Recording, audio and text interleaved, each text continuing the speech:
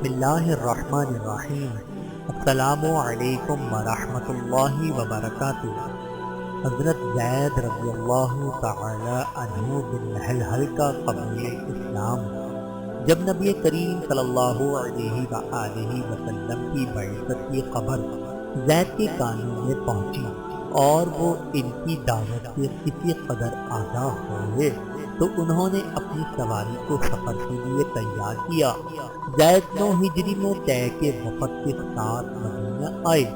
جب یہ لوگ مدینہ پہنچے تو سب سے پہلے مسجد نبوی کا رخ کیا اور اس کے دروازے پر پہنچ کر اپنی اپنی سواریوں سے اتر کر اس وقت جب نبی کریم صلی اللہ علیہ وآلہ وسلم منبر پر تشریف فرما تھے اور مسلمانوں کو واعظ و نصیحت فرما رہے تھے، حضور نے جیسے ہی اپنا خطبہ ختم کیا زید مسلمانوں کے مجمع میں کھڑے ہو گئے اور اونچی اور بلند آواز میں کلمہ توحید پڑھ کر مشرف با اسلام ہوئے۔ انہوں نے عرض کی، یا رسول اللہ صلی اللہ علیہ وآلہ وسلم، میں 9 دن کی دشوار گزار مسافت سے آیا ہوں۔ اس سفر میں میری سواری تھک گئی، میری رات آنکھوں میں کٹی، میرے دن تشنا لبی میں بسر ہوئے۔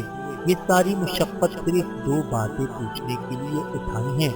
رسول اللہ صلی اللہ علیہ وآلہ وسلم نے پوچھا، تمہارا کیا نام ہے؟ عرض کی، زید الخیل۔ فرمایا، نہیں، تم زید الخیر ہو۔ پوچھا، کیا پوچھنا چاہتے ہو؟ عرض کی، جو شخص خدا کو چاہتا ہے اور جو نہیں چاہتا، دونوں میں کیا علامت ہوتی ہے؟ رسول اللہ صلی اللہ علیہ وآلہ وسلم نے فرمایا، تم کیسے زندگی بسر کرتے تھے؟ عرض کی، خیر اور اہل خیر اور عامل خیر کو دوست رکھتا تھا۔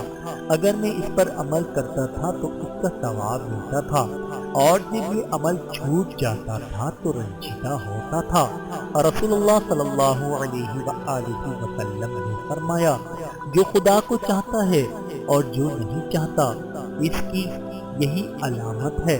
اگر خدا اس کے خلاف تمہارے لیے کچھ چاہتا، تم اس کے لیے تیار کرتا، اور پھر اس کو اس کی پرواہ نہ ہوتی کہ تم کس وادی میں ہلاک ہو گئے۔ مشرف با اسلام ہونے کے بعد اپنے وطن نجد لوٹنے کا ارادہ کیا تو رسول اللہ صلی اللہ علیہ وآلہ وسلم نے انہیں رخصت کرتے ہوئے فرمایا، یہ شخص کتنا عظیم ہے، اگر یہ مدینے کی وبا سے محفوظ رہ گیا تو آئندہ زبردست کارنامے انجام دے گا۔ اس زمانے میں مدینہ منورہ میں وبائی بخار پھیلا ہوا تھا۔ مدینہ منورہ سے روانگی کے قبل ہی حضرت زید الخیر اس وبائی بخار سے متاثر ہو چکے تھے۔ حضرت زید شدید بخار کے باوجود مسلسل سفر کرتے رہے۔ ان کا بخار ہر آن بڑھتا جا رہا تھا۔ ان کی شدید خواہش تھی کہ وہ اپنے قبیلے میں پہنچ جائیں اور قبیلے والے ان کے ہاتھ پر مشرف و اسلام ہوں۔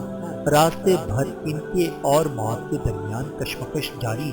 آخرکار موت نے اس جواں حوصلے اور پرعزم انسان کو مغلوب کر لیا۔ انہوں نے راستے میں ہی اپنی زندگی کی آخری سانس لی اور خدمت اسلام کی تمام حسین آرزوؤں کو سینے سے لگائے ہوئے اپنے مالک حقیقی کی بارگاہ میں حاضر ہو گئے۔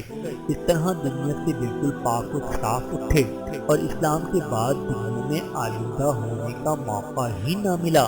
ایمان لانے کے بعد کسی ادنا ترین گناہ کے بھی مرتکب نہ ہوئے۔ حضرت زید رضی اللہ تعالی عنہ پر اللہ رب العزت کی کروڑوں رحمتیں نازل ہوں۔ آمین ثم آمین۔